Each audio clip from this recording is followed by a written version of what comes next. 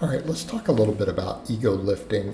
This is something that does bother me because we frequently see very young lifters, usually in their 20s, who they make good gains and they get up on social media, whether it's on YouTube, Facebook, whatever, and they'll make videos bragging about ego lifting and all of these things. And I can honestly tell you, in my observation over the years as a coach, someone with 25 plus years of experience in this area, I can honestly tell you that the guys who ego lift never, ever, ever make any better gains than guys who train more strictly.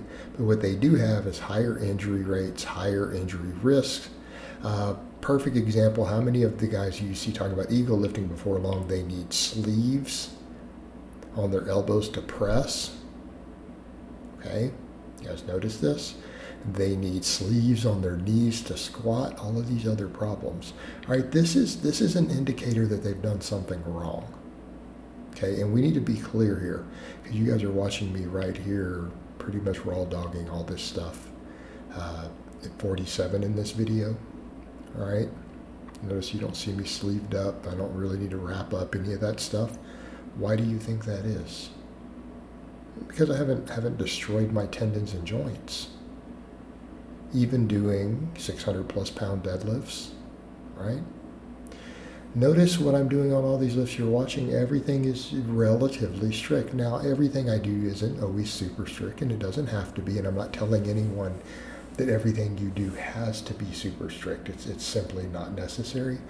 But we should maintain control of our weights. And even when we're doing challenging sets, you shouldn't be grinding with bad form to complete a set. Okay? If you miss a lift, then miss a lift clean. But we shouldn't be grinding and cheating and getting psyched up to complete a normal work set. You know, even that bench set you saw there, like that higher rep one, notice it slowed down a little on the final rep. I had probably at best maybe one rep left in the tank, maybe not, because again, the bar speed slows down, but the form doesn't change. Okay. Same thing, some of the curls, if I'm getting fatigued, sometimes I need to rest, pause the last rep or two to try to squeeze one more rep. But training strict, there is no downside to training strict, and that's what people need to understand with this stuff, right? And I'm not saying body English and stuff doesn't have uses on certain lifts. It absolutely can for eccentric overloading. But using a little bit of body English with consistent technique on some lifts is not ego lifting, is it? Because you're at least maintaining the same thing through the whole set.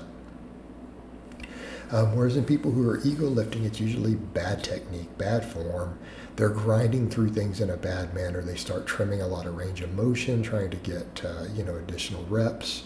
And I get it. Sometimes, our range of motion is based upon our mobility, or it's based upon what we're trying to do with an exercise. But we see it in movements where it shouldn't be done. We see it also, even on machines, you'll see guys doing it. And you have to look at that and go, if you weren't blasting a ton of gear, you wouldn't be getting progress doing that. Literally getting an inferior stimulus, but I digress. The whole thing with glorifying ego lifting, it's not beneficial. It's not helping you. You are not going to get bigger any faster because you ego lift.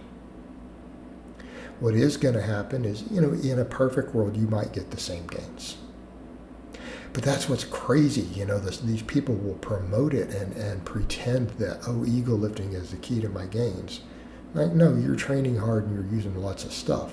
That's the key to your gains. It's not the ego lifting. Okay? And sure, there are plenty of pro bodybuilders who do it. How many of them are injured? How many guys are just as big who train stricter? Okay, and again, I'm not saying a little bit of loose form doesn't have a place, but when everything is always just ego lifting, you're not in this for the long game. You're not in it for the long term, right? And look, it can be fun to do a little bit of ego lifting from time to time. It can be fun to do cheat reps and cheat exercises, but if we're going to do cheat exercises, it needs to be controlled cheating, and it needs to be in a way that you know what you're doing and it's consistent. The novice lifters have no place doing that. And it's the same thing when people are doing AMRAPs. It's something I deal with as a coach. When you assign guys benching or squatting AMRAPs or whatever, you want them to leave 1 rep in reserve. They grind through bad form. There's no place for that. Like, you just watched me do a 1 rep to 0 rep in reserve bench in there. Okay?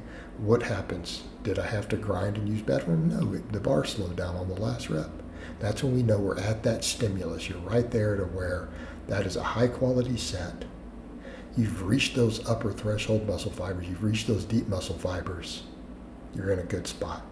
Now, that was actually the first set of 3. We did the same thing on the remaining sets, of course. But rather than grind through, sometimes it's better to stop, take a brief pause, take a deep breath to get that next rep. Okay, and sometimes we have to do that.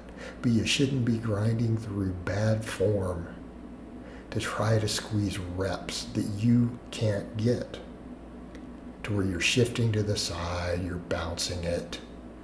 Right? That shouldn't be necessary. Sometimes if you're like, I really want that next rep, okay, maybe you need to rest, pause it.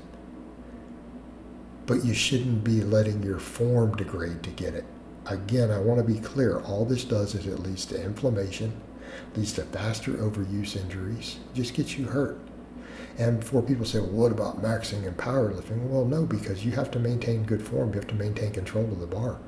I see plenty of guys who put lifts up on social media, and they get mad when you say, but that wouldn't pass in a competition. And how could you invalidate my lift because you were grinding through a shitty form? That doesn't, in a powerlifting meeting, you could say that's ego lifting because it's a 1 rep max, everything you have. But it has rules. You have to maintain control of the weight. If you're ego lifting through stuff, they're going to red light you. They're not going to pass your lift. So it doesn't even help you there, does it? All right? There's no benefit even for that. So ego lifting doesn't make you bigger. It won't pass even in a competition if you're just trying to get strong. So what does it do? It feeds your ego. And there's going to come a point with most of you out there to where it's eventually going to break you. Okay? It may take a long time. And the thing is, you'll see some people get away with it longer than others. I find in general the average lifter is way more fragile than even I am. I'm shocked at this as a coach. Guys break easier than you would think they would. But they do. But some people are very resilient to it. They get away with it longer, and then people see it and observe it and think they're going to imitate them. And then it ends up going badly. And I see it all the time. Younger, inexperienced lifters getting hurt because they can't check their ego. All right, guys, but that's really all I have to say on that today. I hope it's been informative, and I'll talk to you guys next time.